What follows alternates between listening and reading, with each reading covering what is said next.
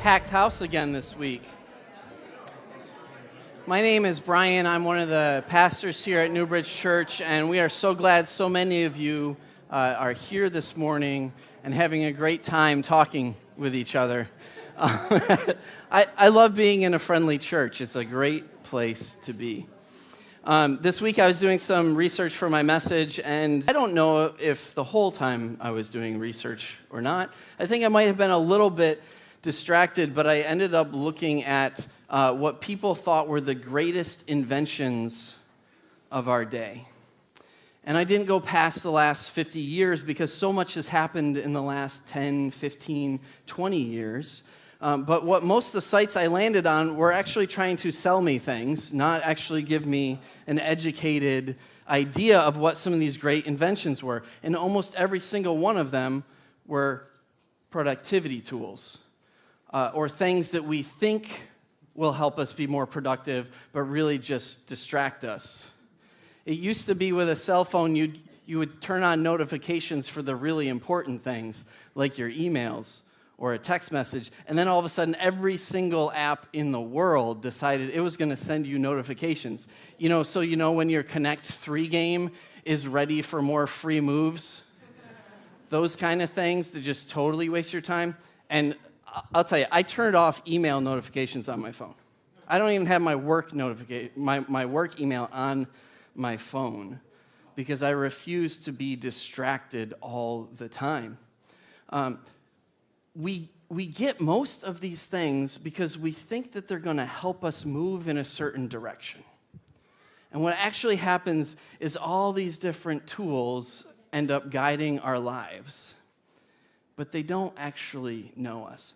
I went to one of the more popular AI chatbots this week, not to write my sermon, but because I was curious, because I'd never used one before. And so I asked it, what do I need to do today? This is its response. As an AI language model, I don't have access to your personal schedule. I thought that was so rude. However, here are some suggestions. And it went on to give me like 15 different suggestions. I was like, just like one or two things, please. I'm a simple person, and if you give me too much, I'm just going to get overwhelmed and overloaded. And so my next question, obviously, was how intelligent are you, actually? As an AI language model, I do not possess intelligence in the way that humans do. My abilities to come from a vast database of language patterns and structures that I've been trained on. At the end of the day, all of our technology doesn't actually guide us and lead us where we want to go all the time because it doesn't actually know us. It's set up to receive inputs and then give outputs based on what you put into it. I cannot live without a GPS. I do not have great directional intelligence. In fact, it's probably sub-average. I was so happy when GPSs started coming out on cell phones and I could finally get places without getting lost. And yet, if you ask my wife whenever we go on a road trip, I'm like, we need gas, and we're trying to pick an exit. I always pick the wrong exit. Always. Like, it'll be onto another highway. I just totally miss the gas station. So even with a GPS, sometimes I'm getting lost. But to be led someplace where we want to go, we have to be led by something or someone that actually knows us. This week we're looking at John 10 again. Pastor Tim started us off there last week with Jesus saying, I am the door. And this week we're looking at John 10:14. I am the good shepherd. I know my sheep, and my sheep know me. This series has been great for me. It's nice to learn about people from the experience you have with them, but sometimes you can learn just so much more by listening to someone in their own words talk about who they are. And so that has been where we've gone with this series, listening to what Jesus says about who he is. And so the first week, we looked at Jesus as the bread of life. And just like with this passage, all these different passages that we have looked at, Jesus is making references to things that were in the Old Testament and saying, but I'm better. And so with the bread of life, it was an image going back to the book of Exodus, where God's people were being led out of captivity, and he fed them through something called manna. He provided food for them. He was the provider. And then we get into the book of Isaiah, and we see that God is saying, it's not just the physical food that you need. I am so much more than that. And so Jesus was the fulfillment of the imperfect. He said, there's things that will fill you temporarily, but I can fill you forever. And then we looked at the light of the world, and the Psalms are filled with references of God either being the light or being like a light. There are so many Psalms that reference light. And last week we looked at Jesus saying, I am the door or the gate. And as I was looking back into the Old Testament, I saw all these different references for gatekeepers, people who would stand outside the city gates. But you know what? For the Israelites, those gatekeepers couldn't keep the Babylonians out. They couldn't keep the Assyrians out. They couldn't keep the Romans out. They were imperfect gatekeepers. And then in the temple, there were also gatekeepers. And sometimes they let the wrong people in. And they tried to keep the right people out. But Jesus is the perfect gate. He's not just a gatekeeper. He is actually the door that allows us to come in. And so this week, as we're looking at the Good Shepherd, the first reference to God as shepherd is all the way back in the book of Genesis. This idea of God being a shepherd to us goes from Genesis all the way through the book of Revelation. And Jacob was the first person to name God shepherd. In Genesis 48:15, he says, the God who has been my shepherd. He's describing God as a shepherd. But in the very next book, the very next chapter, Genesis 49:24, he names God the shepherd, the rock of Israel, giving God the name shepherd. And this would have made so much sense to the Israelites. And Jacob had been renamed Israel by God. And so for the people of Israel, really you could say that the family business was shepherding. Abraham, Isaac, Jacob, they were all shepherds. The family wealth was built up through God's blessing them through shepherding. And so this idea of Jesus saying, I am the good shepherd, would have made a ton of sense to the Israelites. I hope that I will be able to explain some of this. Because unless you grew up with sheep, you might not fully understand. You might get the idea that the shepherd leads the sheep, but it gets a little bit nuanced. And so maybe if your family were all doctors, the idea of God being the great physician might connect with you a little bit deeper. Or if you're an accountant, like God being the one that puts the book of our life in order and makes sure it adds all up. Or if you're from a family of builders, maybe what would make more sense than shepherd to you is God being the one that builds your life. But to the Israelites, this imagery of shepherd, this is what they knew. This is what their history was built upon. And so it makes a lot of sense. Now, lucky for you, I'm actually an amateur shepherd. Maybe not anymore, but I was at one point. You can go ahead and put that next slide up. We actually had sheep when I was a kid and growing up. My mom sent me these pictures this week, and she said, make sure you put these in your sermon. So, Mom, if you're still watching, that's for you. But sheep are very complex, and most people don't think that. They kind of get the rap for being below average intelligence, but I will tell you that sheep are excellent at doing what they're made to do. And they are very much more similar to us than we would probably like to admit. And this is the reference that the Bible uses over and over and over again, that God is the shepherd and we are the sheep, both in the positive sense and in the more complicated difficult sense.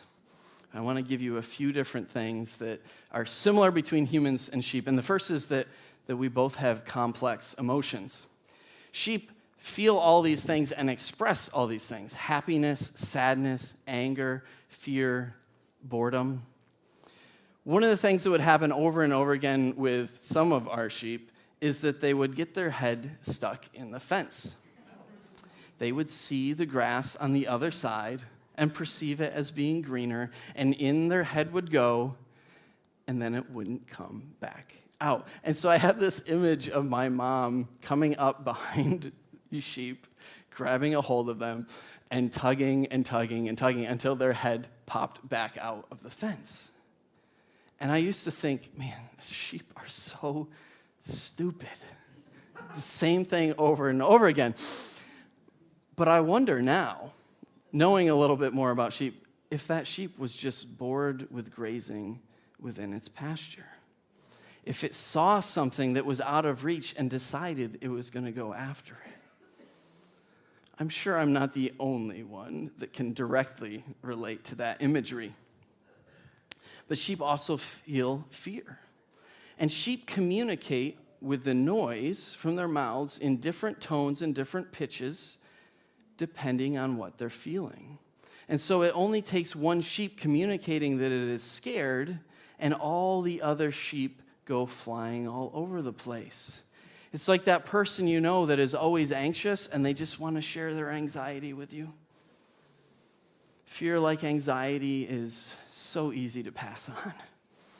And sheep are just as good at it as we are. Another way that we are similar to sheep is in our being prone to wander. And Pastor Tim shared this verse with us last week as well, but we all, like sheep, have gone astray. Each of us has turned to our own way, and the Lord has laid on him the punishment that set us free. When I was a kid, one of my favorite things to do was go exploring in our forest. We had this vast forest behind our house, and it wouldn't be uncommon for me on a Saturday to go spend hours out in the woods. And when my brother was old enough to come, we'd go out together, and we'd pretend that we were doing all sorts of things, being explorers or fighting pirates or being, whatever it was. We were out for hours.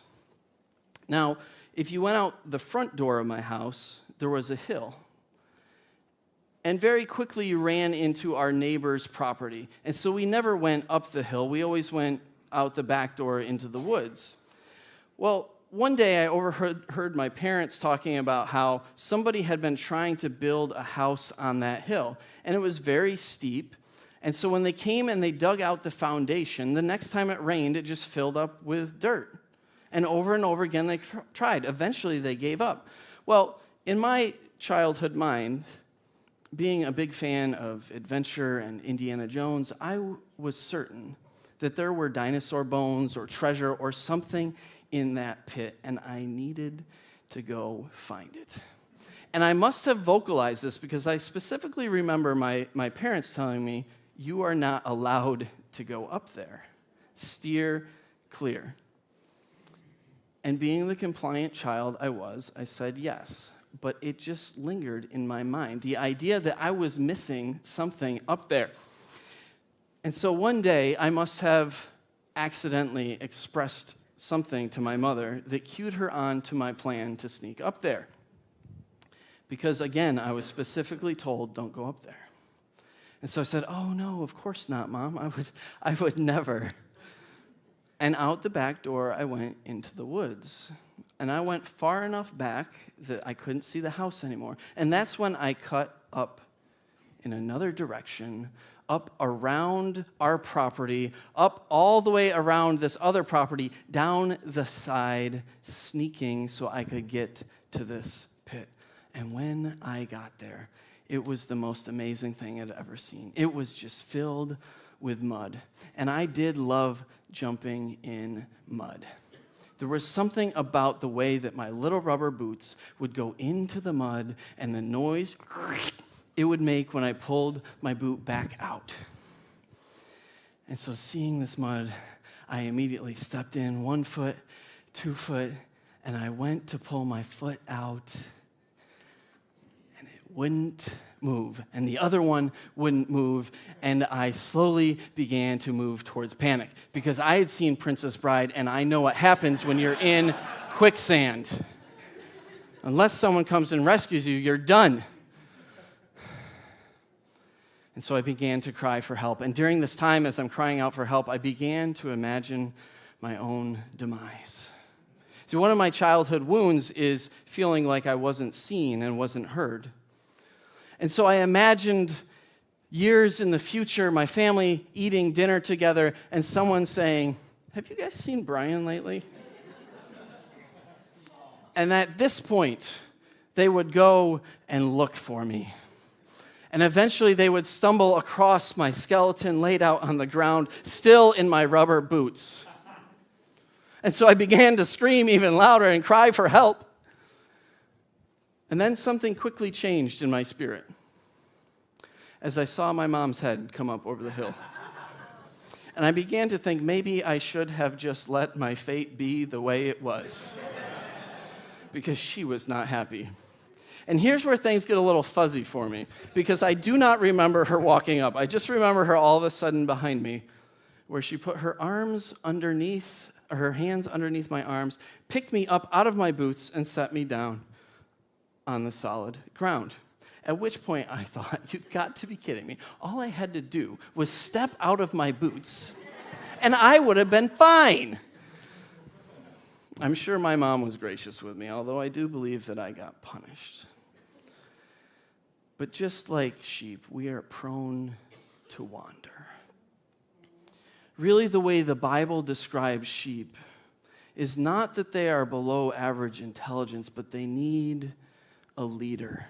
Sheep need a leader, and so do we. And some of us, for the type A personalities, for those that are really driven, it is really hard to admit, I too need a leader. The truth is that we're just really not that good at leading ourselves. And I could, for the rest of my time, describe what bad leadership looks like. But I think for us to admit, hey, even though I've got a good plan, I need someone else to be guiding me, is a better use of our time. And so I want to go into this, what Jesus says about being a good leader. And the verse I read earlier, Jesus knows his sheep.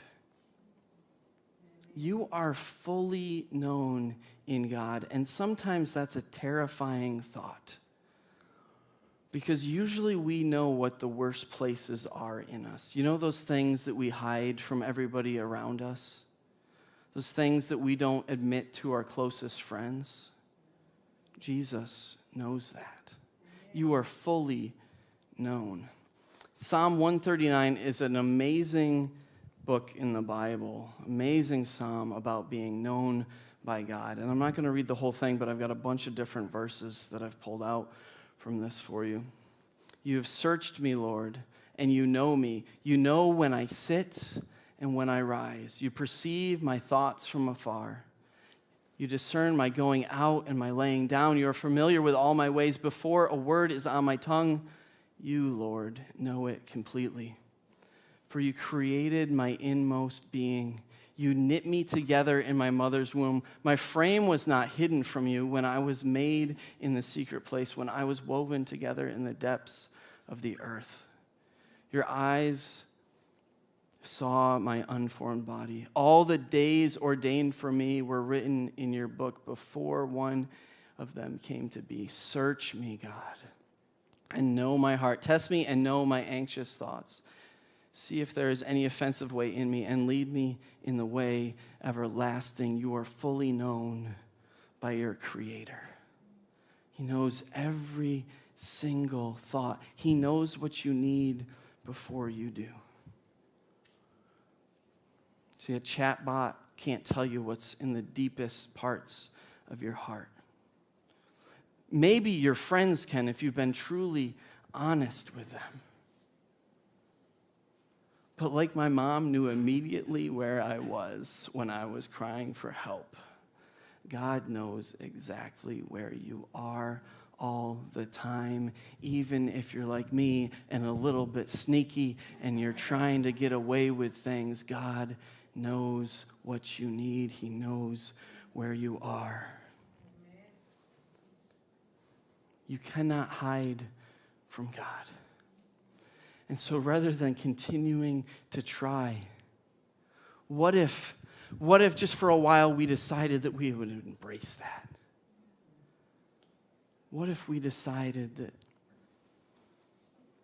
that if God already knows me, I'm going to be honest with God? And maybe if I'm honest with God about what is going on inside me, I can begin to be honest about that with myself.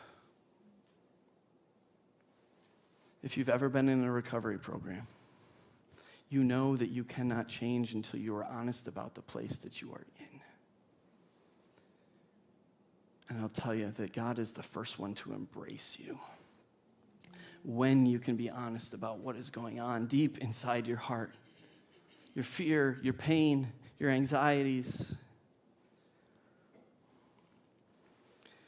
Jesus goes on in chapter 10 of John. I am the good shepherd. The good shepherd lays down his life for his sheep. The hired hand is not the shepherd and does not own the sheep. So when he sees the wolf coming, he abandons the sheep and runs away. Then the wolf attacks the flock and scatters it. The man runs away because he is the hired hand who cares nothing for his sheep. See, here's the thing that amazes me about God knowing every single thought I've ever had, that he still loves me. And that he would be willing to lay down his life for me. Last week, I stole one of the pictures from Pastor Tim's message last week because I thought he said something very profound. When he talked about the sheep being in the fold, you can go ahead and put that up. And this imagery of Jesus being the gate, laying down in that place at night, the opening, so that no one can get to the sheep. And what Tim said, and this is simple and yet profound. No one gets in there unless it's over the shepherd's dead body. That has stuck with me all week. That nothing can get to you without first going through Jesus.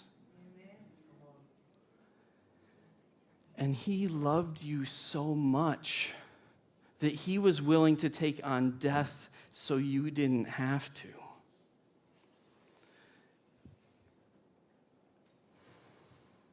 And this gets me every time because I know I'm not worthy of it. But I can tell you that this is one of the least useful, least productive thoughts to have because it's not about being worthy. We all know that we weren't worthy of that. But I love this imagery from Matthew 18:12. What do you think? If a man owns 100 sheep and one of them wanders away, will he not leave the 99 on the hills to go and look for the one that wandered off? See, even when we run away, Jesus is in pursuit of us. Not because we're worthy, but because he loves us. This is the imagery of the Father in the story of the prodigal son, constantly waiting and looking day after day after day for his son to return. Because you are fully known, you are fully loved. For those of us that like to hide and pretend around other people, when you encounter people and you put up a false self, when you pretend to be someone you're not, even when you are accepted for that false self, every single night you return back home and know that you are not truly loved because they loved a false image of you. But God demonstrates his own love for us in this. While we were still sinners, Christ died for us. We stop sinning because we love God. Before you believed in Jesus, he believed in you. John 10:18 through 17, and moving forward, it says, "The reason my Father loves me is that I lay down my life only to take it up. No one takes it from me, but I lay it down of my own accord. I have authority to lay it down and authority to take it up again. This command I received from my Father." See, the thing about Jesus laying down his life for you is that no one convinced him to do it. No one sat down with him and said, "Hey, maybe this might be a good idea because there's no other way to redeem these people." He wasn't coerced into it. He made the decision of his own free will, and no one could tell him that he could or couldn't do it. But because he loved you, because he knows you, he knows that each one of us is an image bearer of the Creator himself. And that alone is worth loving. Every single one of us bears the image of God. We were marked with him, marked by him in our mother's wombs, knit together by his hands. And because you exist, you are loved. John 15 says this, "Greater love has no one than this, to lay down one's life for one's friends. You are my friends if you do what I command. I no longer call you servants because a servant does not know his master's business. Instead, I have called you friends, for everything that I learned from my Father I have made known to you. You did not choose me, but I chose you and appointed you so that you might go and bear fruit, fruit that will last, and so that whatever you ask in my name, the Father will give you. This is my command, love one another." Tim, if you and the band want to come up, you can. What this passage is saying is, though we are followers of Jesus, his desire is not to interact with us simply as hired hands, but he actually wants to encounter us in such a way that he would call us friends, that he would share his Father's secrets with us. And it's not because you earned it. It's not because you're worthy. It's because he looks down on us with love and knows that through him we can accomplish so much more than if we simply try to lead ourselves. If we simply try to build up our life around us, to control everything that happens in our life. See, Jesus knows what he made you for. Jesus knows what you are capable of, and he loves you. And he doesn't want you just to follow, but to listen, to learn from him, and to be part of what he is doing in this broken world. And so I want to leave you with a couple questions. And Tim, maybe you can just let us sit in a little silence for a moment as you play. Where is Jesus leading you right now? Is he leading you to something? Is he leading you away from something? And where have you resisted his leading? Where in your life are you wandering off? The invitation is to come back. Or maybe today, maybe you have never fully embraced following Jesus, and maybe today's your day. If that's the case, I'd love to talk to you after the service. But where is Jesus leading you this morning?